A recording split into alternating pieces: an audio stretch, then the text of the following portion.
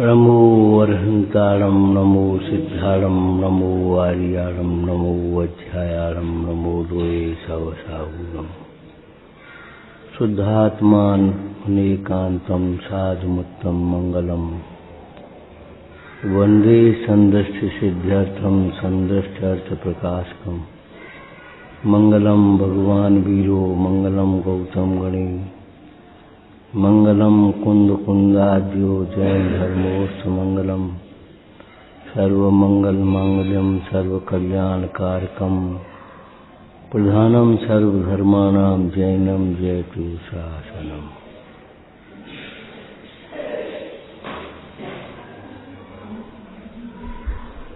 जीवन की सफलता अभी क्या पड़ा समाधि में है। जीवन की सफलता समाधि में है। समाधि किसे कहते हैं? आदि व्याधि उपाधि से रहित आत्मा के शांत परिणाम को ही समाधि कहते हैं। समाधि मरण अलग है।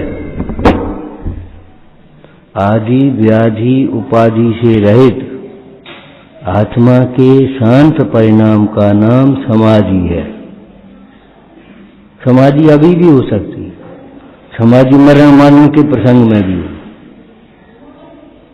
समाधि मरण और समाधि को एक मत समझ देना। समाधि का मतलब शांत परिणाम, कोई बैर विरोध नहीं, कोई राग भाव नहीं, मोह नहीं। समाधि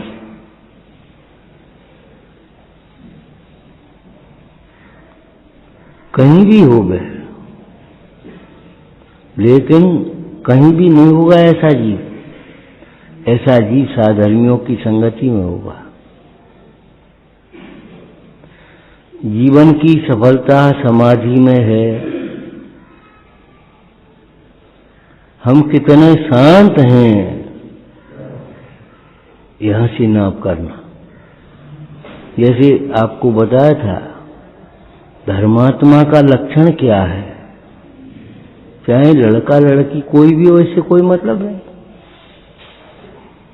क्लासों में बैठते हैं, फर्स्ट आते हैं, सो धर्मात्मा हो गए। नहीं भैया, रोज पूजा करते हैं, सो धर्मात्मा हो गए। 2 घंटे मंदिर में लगाते, सो धर्मात्मा हो गए। नहीं, धर्मात्मा का लक्षण क्या है? 10 लक्षण कहे हैं। उनमें पहला लक्षण लगा लेना, जो दोष को सहज भाव से स्वीकार कर ले वह धर्मात्मा है। जो ये कहता रहा हमारी क्या गलती, हमारी क्या गलती, वो धर्मात्मा होने का पात्र भी नहीं है। अभी हमारी क्या गलती है, हमारी क्या गलती है? अरे तेरी गलती नहीं होती तो किसी और की गलती से तू यहाँ संसार में रुल रहा है भैया। धर्मात्मा उसे कहते हैं जो अपना दोष सहज पने स्वीकार, और केवल दोष को स्वीकार ही नहीं करता, वह अपने उस दोष की निंदा गढ़ा भी करता है और उसे दूर करने का उपाय भी करता है।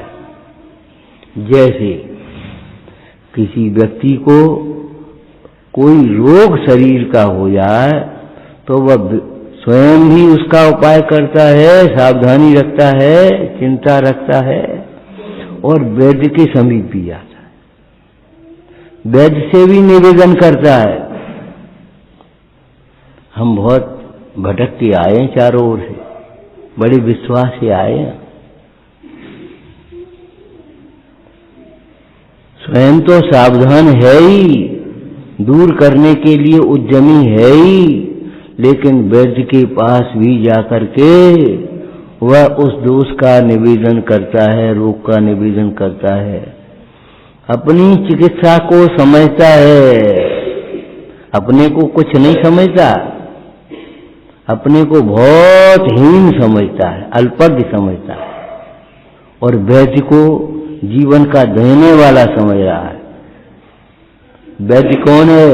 पराकस्मिक विशद। क्या बोल दिया हमने? महावीराष्टक में से, महामोहातंक पराकस्मिक विषा। महामोह रूपी रोग के मिटाने के लिए हे प्रभु आप उत्कृष्ट वैद्य के समान हो।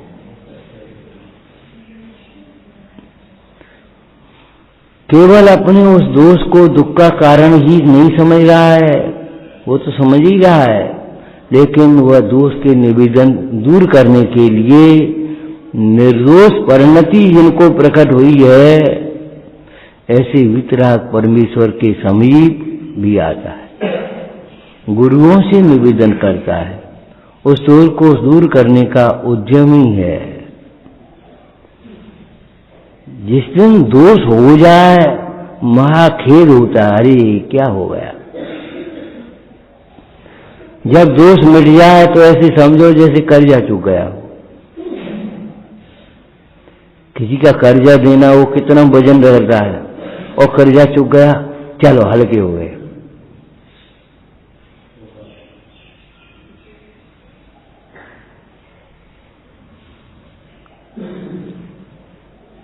ऋण बहुत बुरा है। जो ऋण ले करके घी पीना चाहता है, भोग भोगना चाहता है, शौक फैशन के लिए ऋण करता है, वो बड़ा धोखे में है। चार्वाक मति यावत जीवे सुखम जीवित ऋणम कृत्वा घृतम प्रवेश। अरे दे भस्म हो जाएगी, कौन को कहाँ जाए, वो कौन ले वो करे वो। नहीं, ऐसा नहीं है। हमारे यहाँ पुनर्जन्म का सिद्धांत है। ये ऋण तुम्हें चुकाना पड़ेगा। अगर यहां नहीं चुकाओगे तो बैल बन करके चुकाना पड़ेगा, घोड़ा बन करके चुकाना पड़ेगा, पुत्र बन करके चुकाना पड़ेगा, पिता बन करके चुकाना पड़ेगा। वो दृष्टांत तुम्हें याद है? एक बार एक जगह गांव में सेठ था, वह लोगों को अजीब जरूरत के अनुसार धन दे देता था, आजीविका के लिए और किसी काम के लिए धन देता था। एक बार 4 ठग आए, उन्होंने सोचा इस सेठ को ठगना चाहिए, और जो दान देने वाला उसको कौन ठग सकता। तुम अगर दुरुपयोग करोगे उसके दान का तो तुम्हें पाप लगेगा, उसको क्या पाप। दान देने वाले को कौन ठगता। कंजूस स्वयं को ठगता है, लेकिन दान देने वाले को कौन ठगता है। सेठ को ठगने की बुद्धि से चले, पहुंचे।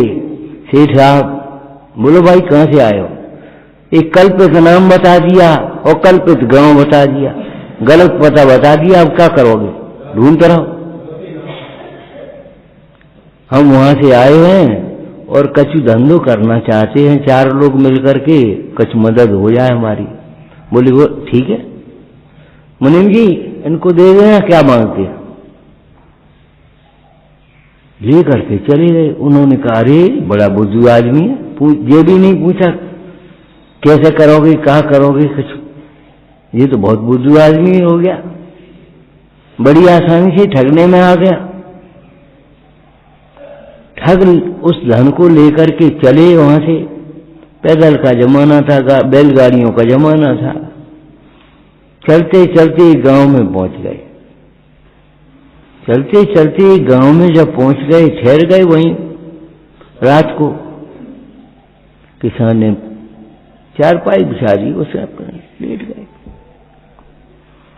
नींद नहीं आ रही थी उन्हें, बड़ी आसानी से ठग गए। बड़ा मजा आया, बड़ा ये हुआ।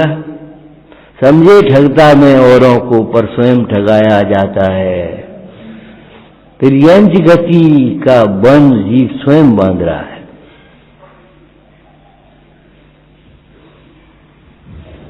दोनों बैल बंधे थे वहां। बैल आपस में बातें करने लगे, खग जाने खगी की भाषा। बैल आपस में बातें कर रहे हैं कि देखो भाई, अभी तक हम दोनों का संयोग था, आज वियोग होगा, कल वियोग हो जाएगा, मतलब सवेरे। कैसा कि हमारी तो आय पूरी हो गई, हमारा कर्जा चुक गया, इस किसान का कर्जा चुकाना था, तो इसका कर्जा चुक गया, तो हम तो भैया आज पर लो।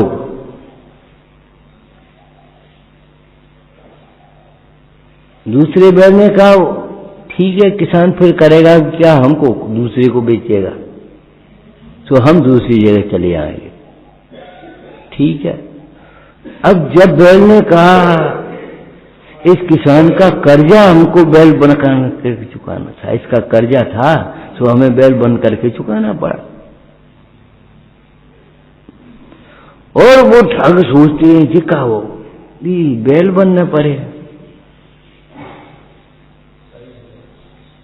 ऊंट बलने पड़े। आदिनाथ पूजा में आता ऊंट बल भैंसा भयो।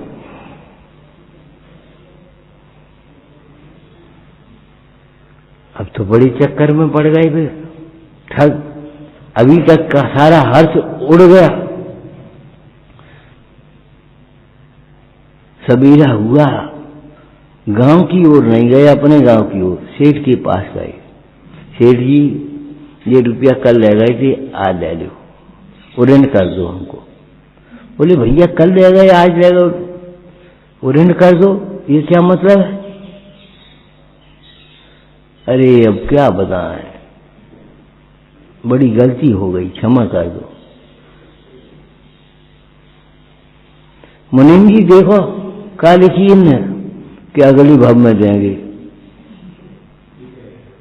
भैया लिखी के अनुसार काम होगा, अगली भाव में देंगे। अब तो इस भाव में और नहीं हो पाओगे। अब उनको तो बोल घूम रही है, बैल बने और कब बने तो कौन सी जिंदगी क्या होगी। अगले भाव में बड़ी परेशान चले बेचारे। चलते चलते एक साधु महाराज मिले। बोले बेटा क्या बात है, उदासी बहुत है तुम्हारे चेहरे पर, दुखी बहुत दिखाई दे रहे हो।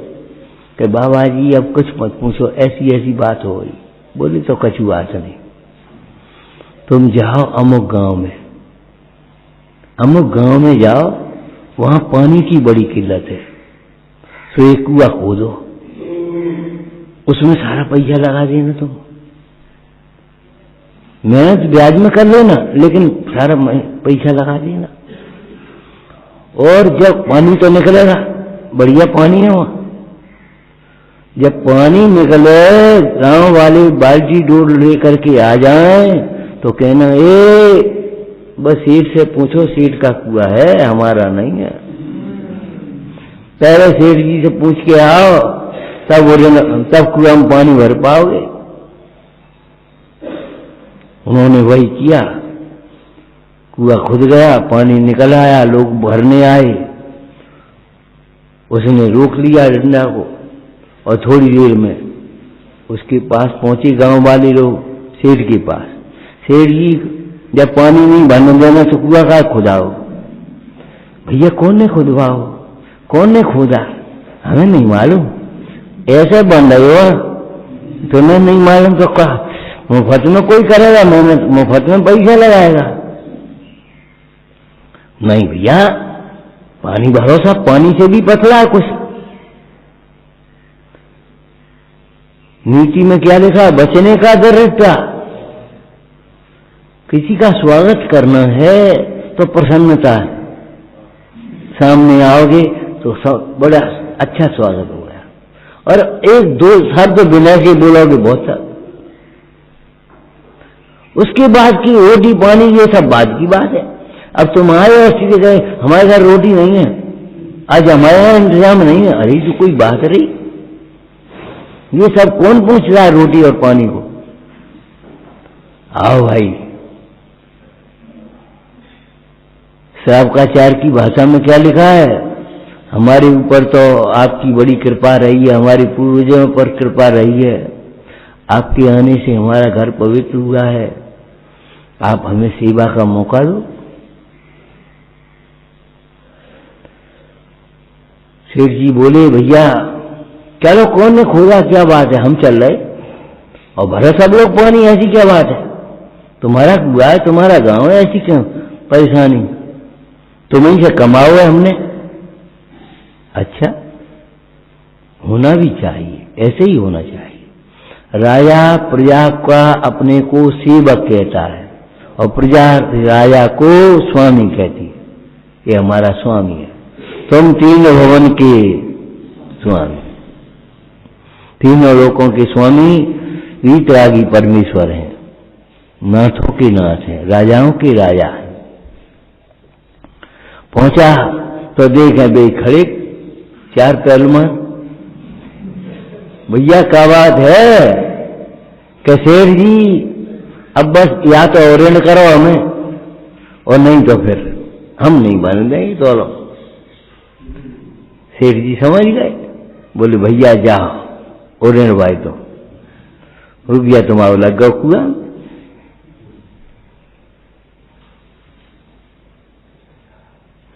चार गति 84 लाख योनियां ये बताती हैं।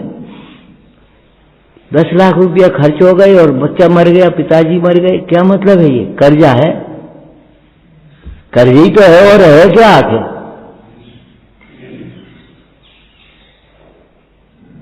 मरने के लिए थोड़ी लगाए थे 10 लाख रुपया, कैसा हूं बच गया, लेकिन कर्जा है, कर्जा चुक गया और प्राण निकल गए। बैर विरोध भी ऐसा ही है। जो जिसके साथ बैर करता है वह बैर बदला लेता है। अज्ञानी अलग बात है, लेकिन अज्ञानी बदला लेते। कोई भाई बन करके बैर ले बे, कोई पुत्र बन करके बैर ले बे, कोई गाय बन करके बैर ले, वन सिंह मार दो। अब तुम्हारा कुछ नहीं गलती, तुम चले आए वन सिंह मार दो पीछे। बैर लिया है उसने, तुमको क्यों नहीं मार दिया? इनको क्यों मारा? इन्होंने पूर्व जन्म में कुछ किया हुआ, वो चला जा रहा था, उसने काट दिया। ये सब बैर विरोध की भाषाएं हैं, बैर विरोध के कार्य हैं। कभी बैर मत मानना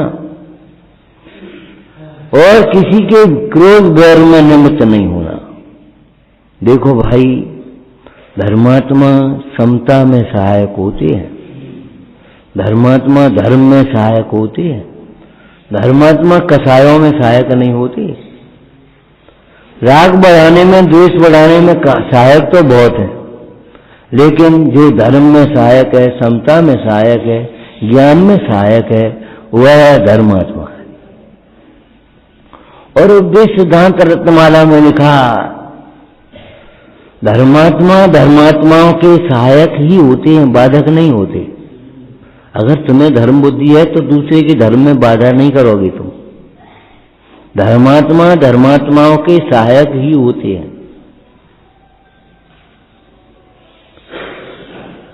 और धर्मात्मा ही धर्मात्मा के सहायक होते हैं। पिताजी धर्म ज्ञान करना चाहते हैं तो सुपुत्र का कर्तव्य है धर्म ज्ञान में सहायक हो गए। पिताजी बोले, बेटा अब जीवन हो गया, हम ये सोचते तीर्थ क्षेत्र पर हम रहें, धर्म ध्यान करें। हाँ न कटाओ तो माई और क्या करो, कोई का कहो, रोटी नहीं करे सके बुढ़ापे। नहीं भैया, ये तुम्हारा कर्तव्य नहीं है।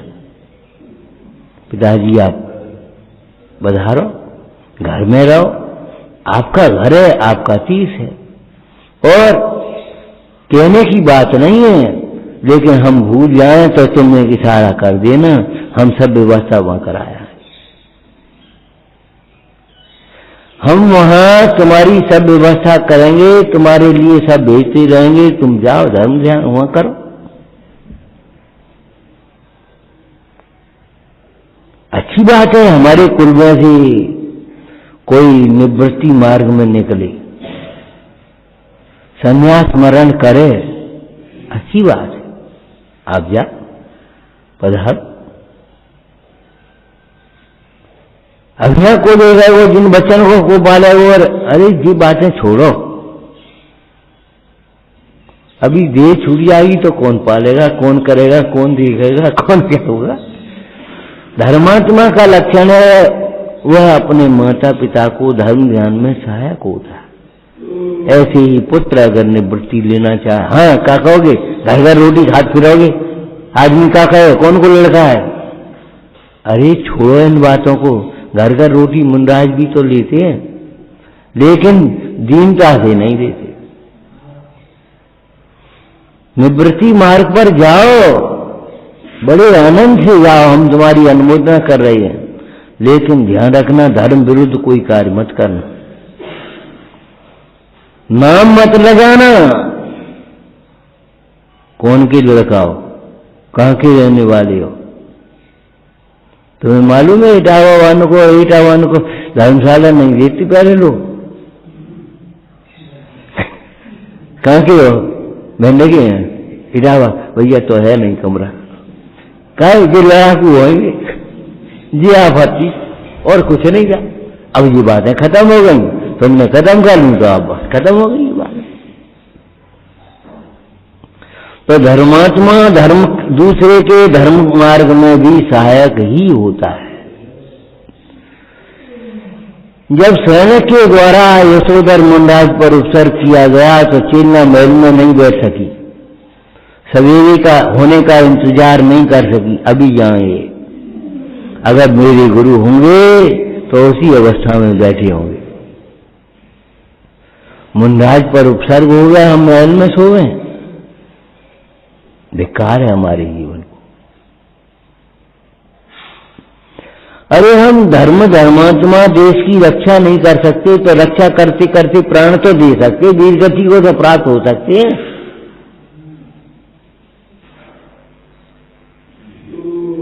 कैसा धर्म प्रेम, कैसा वात्सल्य। सैनिक भी चला डरते डरते, कौतूहल था, कुछ अंदर में जिज्ञासा, कौतूहल जी का बात है, ऐसी साधु कौन से है, वहीं बैठे होंगे। और जाकर के देखा तो ये चींटियां लगी हैं, ऐसा मारते तो मच्छर लग जाए, चींटी लग जाए, उनका परिणाम कितना कठोर होगा। ऐसा अरे क्या कर रहे हो तुम, ध्यान रखना तुम्हारा पांव चींटी पर पड़ता है, उस चींटी को भी उतनी ही वेदना होती है मोह के कारण जितनी वेदना तुम्हारे ऊपर हाथी का पांव पड़ जाए। तुम्हारे ऊपर हाथी का पांव अगर पड़ जाए तो कैसी वेदना होगी, चींटी को भी तुम्हारा पांव पड़ जाए ऐसी वेदना होती है। इसलिए देख देख करके चलो, चाल बहुत अच्छी, वचन बहुत अच्छे, भाव बहुत अच्छे, एक एक समय के परिणाम का फल जीव को भोगना पड़ेगा। धर्मात्मा धर्मात्माओं के सहायक ही होते हैं और धर्मात्मा ही धर्म के सहायक होते हैं। और धर्मात्मा, तीसरा बोलो, सरकार की स्वतंत्रता। धर्मात्मा धर्म में सहायक होते हैं। तुम सोचो तुम्हारी बेईमानी में सहायक जो हो जाए फिर नहीं होंगे।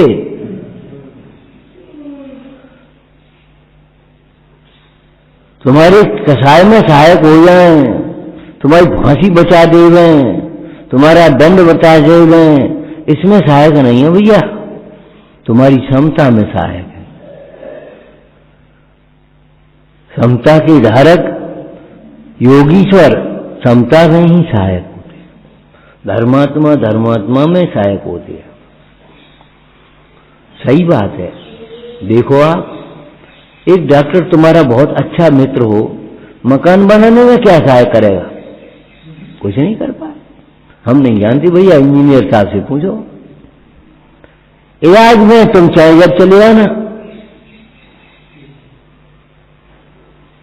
एक लड़का था छोटा, अनाथ समझो, अपना कुछ बेच बाच करके अपना खर्चा निकाले और पढ़े लिखे अपने, लेकर के सवेरे साइकिल चलाया, लेकर के सवेरे साइकिल एक दिन गया। गृह स्वामिनी ने देखा ये लड़का रोज आता है, पूछा, परिचय किया उसका, कहाँ रहते हो, क्या होता है तुम्हारे? अच्छा, उसको बड़ी दया आई, उन्होंने कहा बेटा गर्मी के दिन ने पहले पानी पी लो, उसके बाद तुम करना। माँ बीमार है मेरी। अरे माँ बीमार है, उसके लिए औषधि भी ले जाओ, पैसा भी ले जाओ, सब कुछ करो, उसका इलाज कराओ, तुम पहले पानी वानी पी लो यहाँ बैठकर। अब कौन ठुकरावे इसमें और बादशाह को। उसने पानी पियाया, माँ के लिए भोजन, भाई के लिए भोजन दिया, छोटे भाई के लिए, और इलाज का इंतजाम किया। बात आई गई हो गई, लड़का बड़ा हो गया और बड़ा होकर के पढ़ने में होशियार था, डॉक्टर बन गया। एक जगह वह डॉक्टर बनकर के पहुंच गया, उसकी सिलेक्शन हो गया डॉक्टर की ड्यूटी, और वो लड़की बूढ़ी हो गई, वो महिला बूढ़ी हो गई और बीमार हो गई, और संयोग की बात उसी हॉस्पिटल में पहुंची। और डॉक्टर साहब ने देखा और तुरंत पहचान लिया, ये तो वही महिला है। जैसे ही उन्होंने पहचाना, भैया सब लोगों को अलर्ट कर दिया। हिसाब से इसने बहुत बड़ा उपकार किया, आज हम इसी के लिए कारण डॉक्टर बन गए। फीस वीस की बात मत सोचना, पहले ढंग से इलाज करो। और वो महिला का इलाज हो गया, एडमिट कर दिया उसको, और ठीक भी हो गई। जब वो जाने लगी, डॉक्टर साहब बिल, कोई बिल नहीं, उस दिन का एक गिलास पानी। तुमने हमें पहचाना? बेटा हमने नहीं पहचाना। अरे मैं वही हूं जो सौदा बेचने आता था, तुमने सहयोग किया था,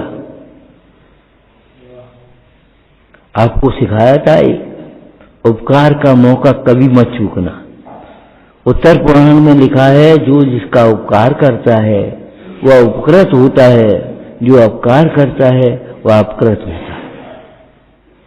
धर्मात्मा धर्म में सहायक होंगे, डॉक्टर इलाज में तो सहायक हो जाएगा, और काय में सहायक क्या करे बताओ। अब तुम सोचो ज्योतिष बता दो, ज्योतिष क्या बताएगा वो बेचारा। तो धर्मात्मा धर्म में सहायक होंगे। हाँ, देह तो छूटेगी लेकिन समता से छूटेगी। जंगल में एक व्यक्ति जा रहा था, उधर से एक शेर आ गया, उसने देख लिया शेर आया, अब क्या करें, अब कहूं भोगने का मौका नहीं, कुछ बचने का साधन नहीं, बैठ गया।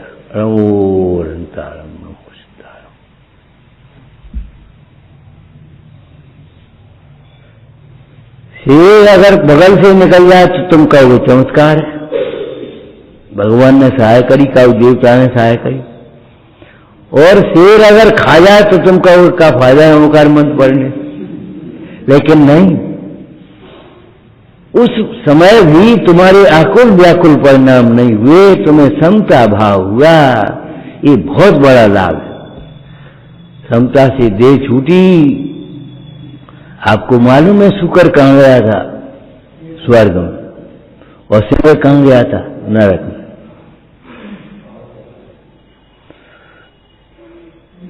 वह मारना चाह रहा है और वो बचाना चाह रहा है।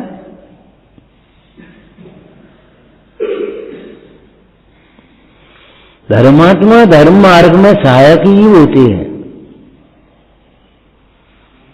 धर्म के साधन जुटाना, वो व्यवहार, और अंदर में परमात्मा, धर्म के मार्ग में सहायक होना। निश्चय क्या है? समता में सहायक होना, और व्यवहार में धर्म के साधन जुटाना।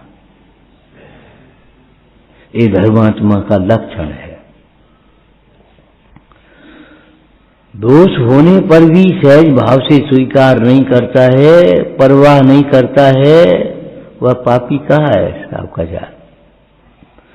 वह तो धर्म का पात्र भी नहीं है। दोष होने पर जो स्वीकार करता है, क्षमा मांगता है, और श्रावकाचार में लिखा है क्षमा ऐसे मांगता है, अब शेष खंड होने पर भी ऐसी गलती कभी न हो, वह धर्मात्मा है। माने धर्मात्मा का लक्षण ये नहीं है, ये तुम समझ रहे हो। धर्मात्मा का लक्षण ये है, दोष होने पर स्वीकार कर लेता है, निंदा ग्रह करता है, उसको दूर करने का उद्यम करता है। दोष होने पर जो जितनी जल्दी क्षमा मांग सकता है, वह उतना ही बड़ा धर्मात्मा समझना। और क्षमा मांगने पर भी वैर विरोध का विसर्जन नहीं करता, भीतर वैसे ही बैठा रहता है, जिसको हमने आपसे कहा था, गले तो मिले मन नहीं मिले। तुम जल से भी बेकार हो गए, जल अलग हो जाता है और मिल जाता है। जल इसमें पद्म पुराण में लिखा है, जल और कुल के मिलने में देर नहीं लगती। किस प्रसंग में? विभीषण के प्रसंग में। विभीषण आने लगा, लोगों ने कहा विभीषण आ रहा है। मंत्री बोले विभीषण आ रहा है तो आने दो, लेकिन सावधान रहना, ये उसी कुल का है जिस कुल से अपनी तनिया ठनिया आता है तो आने, लेकिन सावधान रहना तुम। क्यों? जल और कुल के मिलने में देर नहीं लगती। और देखो, युद्ध के प्रसंग में तुमने देखा होगा, विभीषण राम के लिए दगा नहीं की कभी उसने, लेकिन जब रावण का देहांत हो गया और विभीषण दुखी होने लगा, अपना आत्मघात करने के लिए तैयार हो गया, बड़ी मुश्किल से रोका उसको। राम ने कहा देखो भाई, भाई के पिता के अंत समय का समय है, इंद्रजीत और कुंभकर्ण को भी लिया। ये भैया क्या कर रहे हो तुम?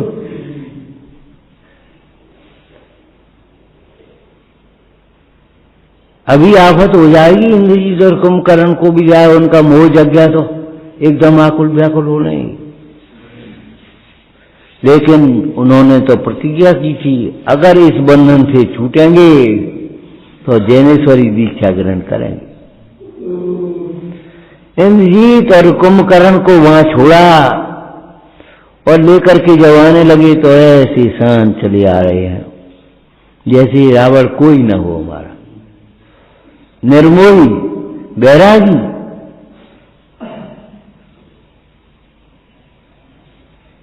रावण की चिता प्रज्वलित की और उसी समय में केवली का सम्मोचन आया हुआ। अगर पहले आ गया होता तो काय को ये लड़ाई होती, काय को रावण, लेकिन पहले क्या से आया था?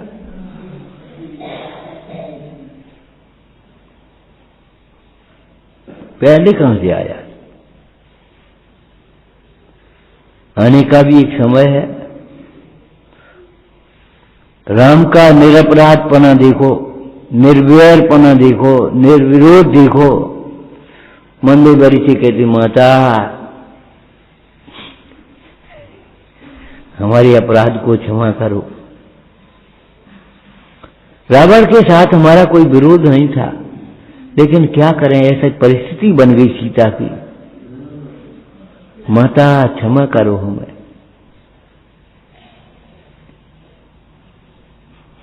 मंदोदरी भी विमोहित हो गई। भाई तुम जैसे तुम ही हो।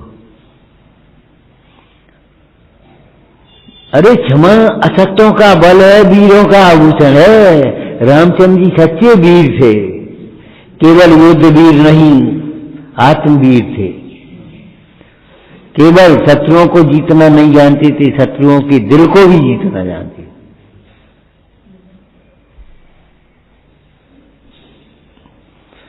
इलेक्शन होता है तब नेता लोग अपने करते रहते हैं, हम जब पार्टी की, और जब जीत जाते हैं मुख्यमंत्री बन गए तो मालूम है, देखो भाई अब हम सबके हैं, सब हमारे हैं, जी मत सोचना आज की पार्टी मत देखना, आपको कभी कोई तकलीफ हो निसंकोच भाव से चले आना, ये मत सोचना इलेक्शन में हमने कुछ क्या किया है।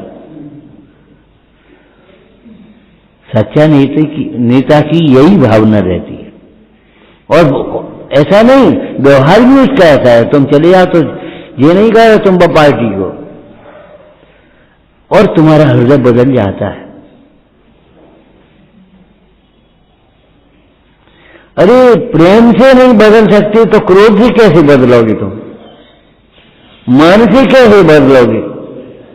वैसे तो जीव अपनी योग्यता से बदला जाएगा, अपने पुरुषार्थ से बदला जाएगा, लेकिन अगर व्यवहार की भी बात देखो तो कैसे बदलोगे तुम, बुराई से बुराई को मिटाओगे नहीं, कभी नहीं। दोष हो जाने पर सहज भाव से स्वीकार कर लिया, इसमें क्या हो गया, ये काय को कर लें, क्यों कर लें, ये तर्क वितर्क करो, तर्क वितर्क करे सो अंधा, सदगुरु कहें सहज का धंधा। तर्क वितर्क नहीं करना, चाहे कहीं कोई प्रसंग हो, ठीक है कोई बात नहीं। 1 मिनट में रामचंद्र जी से कहा भैया भरत को राज्य, कि ठीक है आपके वचनों का पालन हो, सोच के बताइयो। अब सोचने की क्या बात है, इसमें विचार करेंगे हम, तुम बड़े हो। अरे ये विचार करके कही गई है बात, इत परिचित तत्व है, जिन्होंने तत्व का परिचय है उन्होंने ही ये बात कही है, कोई कल्पना से नहीं कही है, विचार करके ही कही गई है। इसको अंगीकार करो, स्वीकार करो, बस यही तुम्हारा कार्य है, विचार करने की गुंजाइश नहीं है। तुम्हें मालूम है इतिहास की बात, क्यों इतिहास की तो मालूम होगी। हुमायूं के पास जब राखी पहुंची करमबती की राखी जब हुमायूं के पास पहुंची तो उसने जैसे ही राखी देखी अपने माथे लगा ली। आज हमारे लिए गौरव की बात है कि हमको भाई बनाया है करमबती ने। सेनापति सेना तैयार करो, चलो बोले क्या करोगे मुसलमान के प्रति, कि मुसलमान हिंदू की बात नहीं है, यहाँ बात विश्वास की रक्षा की है, बात विश्वास की रक्षा की है। सोच ले, अरे सोचने की कोई बात ही नहीं, सोच का है, सोच ले, जो होना है तो होगा। राज्य जाता हो कल जाए, साम्राज्य जाता हो तो कल चला जाए, लेकिन भाई बहन के रिश्ते को हम ये बदनाम नहीं कर पाए। यहाँ की जनता ये न समझे कि हुमायूं हिंदुओं की बात्सल्य को, रीति रिवाजों को नहीं समझ सकता।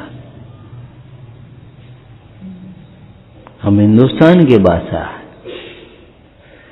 ये शैली अपने जीवन में रखना सहज भाव से।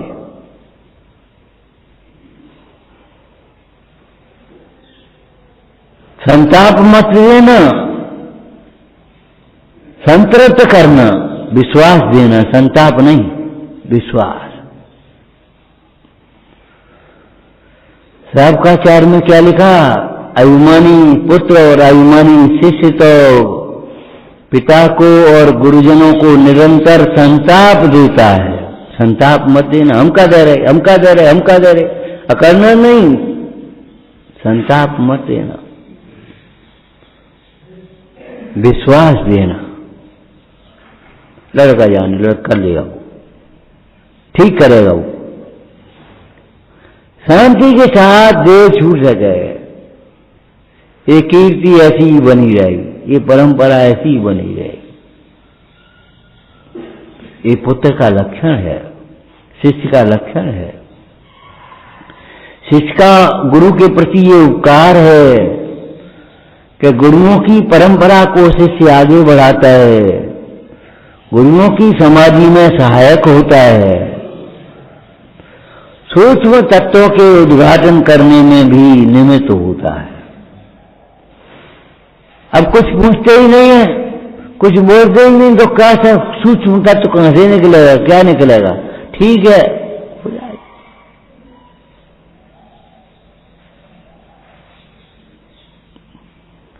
सूक्ष्म तत्व का सहायक, समाधि में सहायक और परंपरा को आगे बढ़ाने वाला,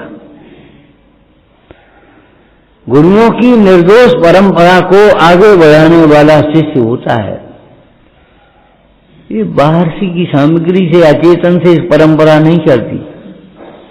तुम्हारे पास कितना रुपया, ऐसे थोड़ी तुम्हारा नाम कुल परंपरा चलेगी, तुम्हारी पुत्र से तुम्हारी परंपरा चलेगी। ऐसे ही गुरुजनों की परंपरा शिष्यों से चलती है। और शिष्यों का गुरुजन बड़ा स्नेह रखती है, अंतरंग का, अनादर नहीं करती कभी। क्यों? ये परंपरा को बढ़ाने वाला है। भावी नागरिक, आज के बच्चे भावी नागरिक हैं। न जाने इनमें से कौन कुंद निकले, न जाने कौन टूटरमल निकले, न जाने कौन अमृतचंद निकले। अब बेटा लौट के आएंगे नहीं, इन्हीं में से निकलेंगे जो कुछ होगा।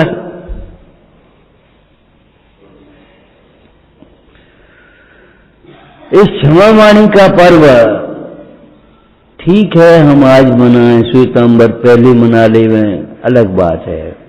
क्षमा वाणी का पर्व कब है? जिस दिन हमारे हृदय में क्षमा भाव हो गया। पुरानी कहावत तुम्हें याद है? क्यों सीताराम? सदा दिवाली बा घरे जागर गेहूं हो, सदा दिवाली बा घरे जागर गेहूं हो। गेहूं बहुत कम खपते थे, बेगर की रोटी खपती थी। त्योहार के दिन या मेहमान के लिए गेहूं का प्रयोग हो पाता था। और जिसके घर गेहूं की बढ़िया फसल रखी है, उन्हें सदा दिवाली तो तुम्हारी। ऐसे ही जिस दिन क्षमा वाणी पर्व माने, जिस दिन हमारे हृदय में क्षमा आई। साबकाचार्य की बहुत सुंदर भाषा है, हे भगवती क्षमा देवी, तू मेरे हृदय में स्थान।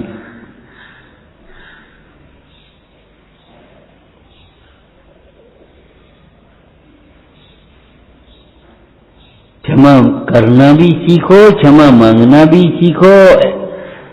और क्षमा मांगे तब कोई को तुम क्षमा करो, ये नहीं। हम उन गुरुओं के शिष्य हैं जिन्होंने पहले ही क्षमा कर दिया। इन पार्थ प्रभु को पहले ही क्षमा थी कमठ के प्रति। ऐसा नहीं है जब केवल ज्ञान हुआ और उसने क्षमा मांगी तब क्षमा किया। हाँ, पहले ही क्षमा।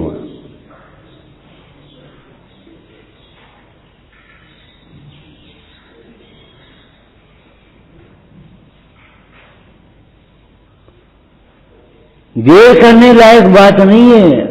कभी कभी तुमने सुना होगा, किसी मरीज को लेकर के आए, डॉक्टर कहता देर कर दी तुमने, चलो ठीक टाइम पे ले आए, बच गया। भाई बहुत देर कर दी तुमने, अब क्या करें? होती है ना। ऐसे क्षमा मांगने में देर मत करना, क्षमा मांगने में सोचा विचारी मत करना। न क्षमा मांगने में न क्षमा करने में। ये हमारा धर्म है, आत्मा का स्वभाव है। जिनके जीवन में क्षमा प्रकट हो गई है, उत्तम क्षमा, उनकी तो हम पूजा कर रहे हैं। और क्षमा स्वभावी आत्मा की भावना भा रहे हैं और परिणति में क्षमा प्रकट करने का उद्यम कर रहे हैं।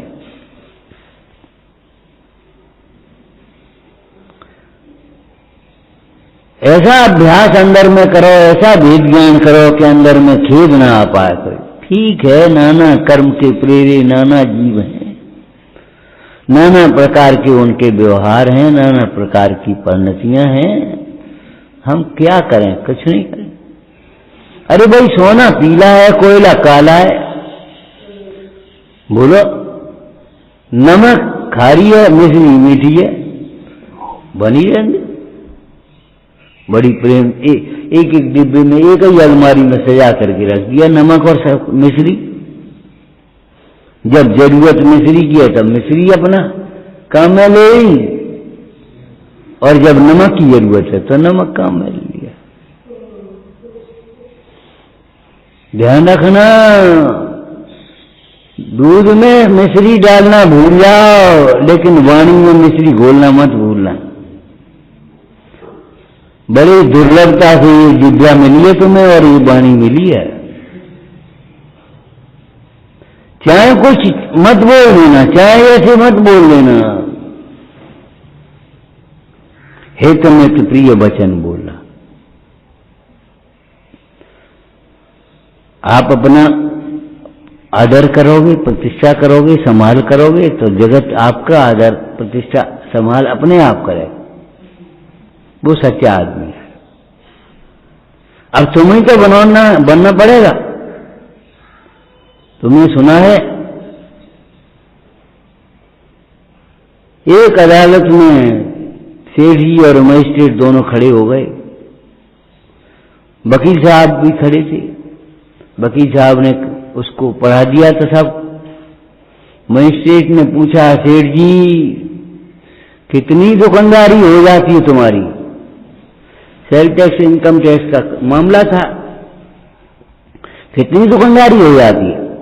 सेठ जी बोले, भैया कभी 500 की होती, कभी 700 की होती, कभी 1000 की होती, कभी 5000 की भी हो जाती है।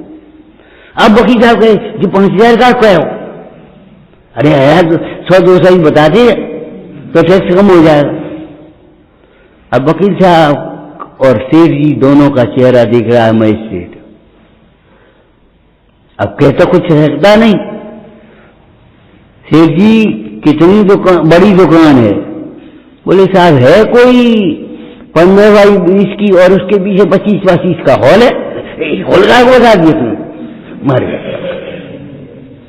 मजिस्ट्रेट कहते हैं, वकील साहब वो सच्चा आदमी है, तुम उसको वो सच्चा आदमी है। और उसने जैसे कहा उसी के अनुसार उसने अपना फैसला दे दिया। वो सच्चा आदमी है। वकील साहब के कहने से हो सकता था कुछ का कुछ होता, लेकिन जैसा उन्होंने सेठ ने कहा वैसे ही फैसला ले दिया। वो सच्चा आदमी है। सच्चे भक्त बनो प्रभुवर के, उन्हीं के पथ का अनुसरण करो। व्यग्र न हो, क्षुब्ध न हो, चिदानंद रस पान करो। ओम नमः।